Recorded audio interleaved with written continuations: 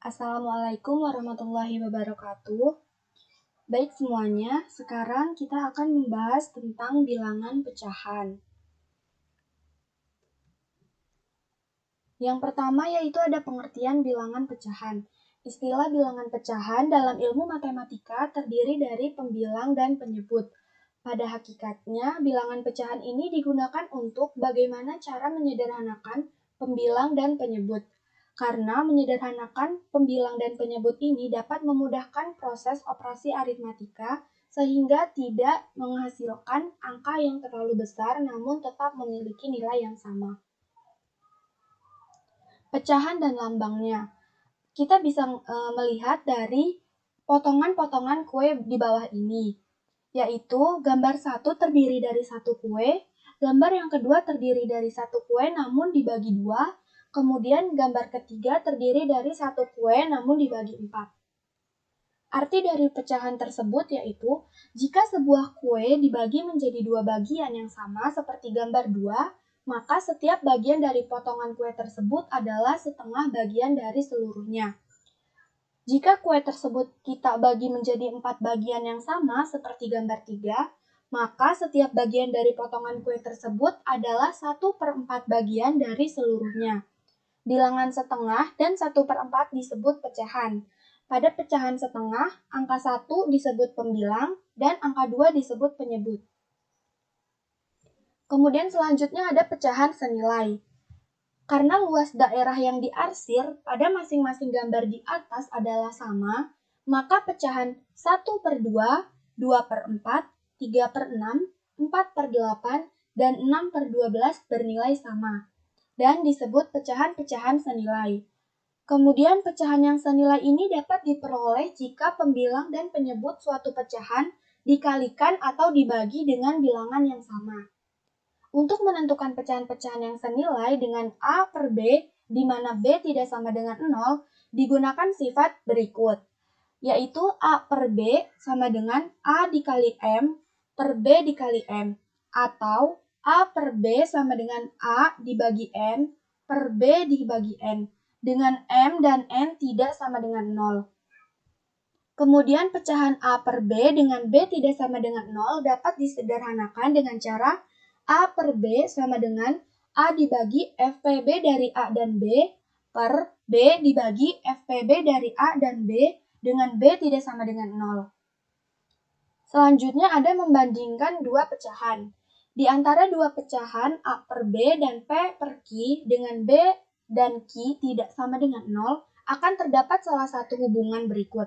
Yang pertama, A per B lebih dari P per Q, ditulis sebagai A per B lebih besar P per Q, atau yang kedua, A per B kurang dari P per Q, ditulis sebagai A per B kurang dari P per Q.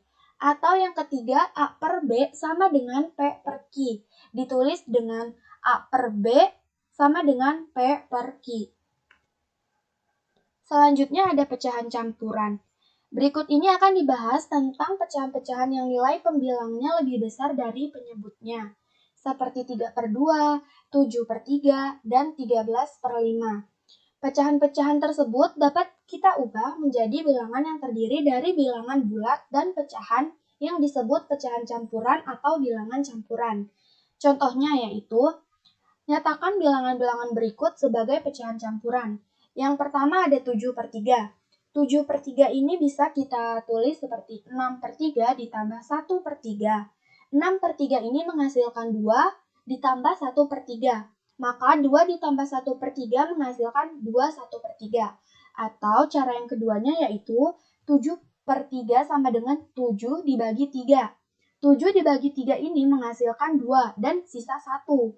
Karena 7 dibagi 3, kenapa hasilnya 2? Karena 3 dikali 2 hasilnya 6. Otomatis kalau misalnya untuk dijadikan 7, maka harus ditambah 1. Maka kita tulis bersisa 1. Jadi 7/3 ini sama dengan 2 1/3. 2 dari hasil pembaginya, 1 dari hasil sisanya, dan 3 dari hasil penyebut pada soalnya. Begitupun selanjutnya untuk yang nomor 2. Kemudian, bilangan campuran atau pecahan campuran dapat diubah menjadi bentuk pecahan biasa seperti contoh berikut. Nyatakan bilangan 2, 5 per 6 sebagai pecahan biasa. Kita tulis 2, 5 per 6 sama dengan 2 ditambah 5 per 6. Bilangan berapa yang dibagi 6 ini menghasilkan hasilnya itu 2, maka kita tulis 12. Jadi 12 per 6 ini kan hasilnya 2.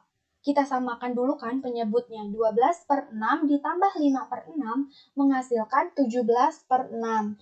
Atau cara yang keduanya yaitu 2, 5 per 6 sama dengan 6 dikali 2 ditambah 5 per 6. Sama dengan 12 ditambah 5 per 6 menghasilkan 17 per 6. Pecahan campuran A, B, dan C ini dengan C tidak sama dengan 0 dapat dinyatakan sebagai bentuk pecahan biasa, yaitu A, B per C sama dengan C dikali A ditambah B per C. Kemudian selanjutnya ada pecahan negatif. Pada gambar di atas, titik yang terletak di tengah-tengah 0 dan 1 menunjukkan titik untuk bilangan setengah. Dengan demikian, titik yang terletak di tengah-tengah 0 dan negatif 1 menunjukkan bilangan negatif setengah, yang merupakan lawan dari bilangan pecahan setengah. Jadi, untuk setiap pecahan positif A per B, terdapat lawan dari pecahan tersebut yang merupakan pecahan negatif A per B. Selanjutnya ada pecahan desimal dan persen. Pecahan desimal yaitu seperti 2345,678. 2 di sini kita menunjukkan ribuan, angka 3-nya menunjukkan ratusan, angka 4 menunjukkan puluhan, angka 5 menunjukkan satuan, angka 6 menunjukkan per seribuan, angka 6 menunjukkan per sepuluhan, angka 7 menunjukkan per seratusan, angka 8 menunjukkan per seribuan. Bilangan di atas merupakan bilangan desimal dengan 3 tempat desimal, karena memiliki 3 angka di belakang koma. Dari uraian tersebut, nampak bahwa bilangan desimal dapat dinyatakan sebagai bilangan campuran atau pecahan campuran. Sebaliknya, pecahan campuran maupun pecahan biasa dapat dinyatakan sebagai pecahan desimal. Caranya dengan mengubah penyebutnya menjadi bilangan 10, 100, 1000, dan seterusnya. Selanjutnya ada persen. Persen adalah pecahan dengan penyebut 100. Dengan demikian, persen berarti per 100. Lambang persen seperti berikut. Nah, untuk setiap pecahan A per B dengan B tidak sama dengan 0, jika dinyatakan dalam bentuk persen menjadi A per B dikali 100%. Jadi, A per B sama dengan A per B dikali 100%. Contohnya yaitu, nyatakan bilangan berikut dalam bentuk persen. Kita ambil contoh yang A, yaitu 7 per 20. 7 per 20 sama dengan 7 dikali 5 per 20 dikali 5. Kenapa kita kali 5? Karena supaya biar menghasilkan 100. Dari 20 dikali 5 menghasilkan 100%. Jadi 7 dikali 5 yaitu 35, 20 dikali 5 yaitu 100. Maka jadinya 35 per 100% menghasilkan 35%. Selanjutnya ada penjumlahan pecahan. Seperti gambar di bawah ini, yaitu hasil penjumlahan pecahan-pecahan yang memiliki penyebut yang sama dapat diperoleh dengan cara menjumlahkan pembilang-pembilangnya, sedangkan penyebutnya tetap. Jika pecahan-pecahan yang akan dijumlahkan memiliki penyebut yang berbeda, terlebih dahulu disamakan penyebutnya dengan menggunakan KPK dari penyebut-penyebutnya. Untuk pengurangan pecahan ini yang berbeda penyebutnya dilakukan dengan menyamakan dahulu penyebutnya dengan cara menggunakan KPK dari penyebut-penyebutnya. Kemudian selanjutnya ada penjumlahan dan pengurangan pecahan negatif, yaitu negatif A per B sama dengan negatif A per B per B per B sama dengan negatif A per B per 1. 1 ini dari B dibagi B. Jadinya negatif A per B per 1 sama dengan negatif A per B. Dengan demikian, pecahan negatif A per B dapat dinyatakan sebagai negatif A per B. Contohnya yaitu, hitunglah penjumlahan dan pengurangan pecahan-pecahan berikut. Negatif 38 ditambah negatif 78 sama dengan negatif 38 dikurang 78. Kenapa tandanya ini menjadi negatif? Karena positif dikali negatif menghasilkan tanda yang negatif. Jadi negatif 38 dikurang 78 sama dengan negatif 116. Kemudian contoh yang kedua yaitu 14 dikurang negatif 16 dikurang 23. Menghasilkan 14 ditambah 16 dikurang 23. Angka tambah di sini ini dari negatif dikali negatif, menghasilkan positif. Jadi 14 ditambah 16 dikurang 23 yaitu 30 dikurang 23 menghasilkan 7. Selanjutnya ada perkalian pecahan. Untuk sembarang bilangan pecahan A per B dan C per D dengan B tidak sama dengan 0 dan D tidak sama dengan 0 selalu berlaku A per B dikali C per D sama dengan A dikali C per B dikali D. Jika dalam perkalian pecahan terdapat pecahan campuran, maka pecahan campuran harus kita nyatakan sebagai pecahan biasa.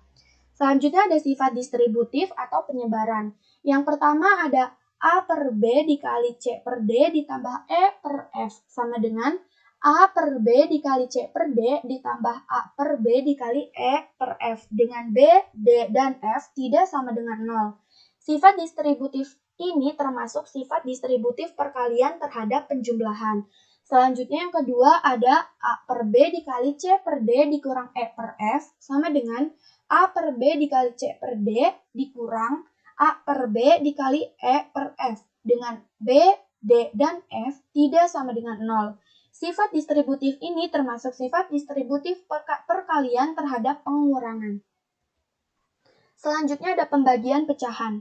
Untuk sembarang pecahan A per B dan C per D dengan B tidak sama dengan 0 dan B tidak sama dengan 0 berlaku A per B dibagi C per D sama dengan A per B dikali D per C dengan D per C adalah kebalikan dari C per D. Kemudian selanjutnya ada pemangkatan pecahan. Pada bentuk 1 per 2 pangkat 4, bilangan pokoknya adalah 1 per 2 dan pangkat atau eksponennya adalah 4. 1 per 2 pangkat 4 ini dibaca 1 per 2 dipangkatkan 4 atau setengah dipangkatkan 4. Nah, seperti A per B pangkat N. A per B dipangkatkan N sama dengan A per B dikali A per B sebanyak N dengan B tidak sama dengan 0 dan N bilangan bulat positif. Baik, itu saja untuk penjelasan materi bilangan pecahan kita kali ini. Terima kasih. Wassalamualaikum warahmatullahi wabarakatuh.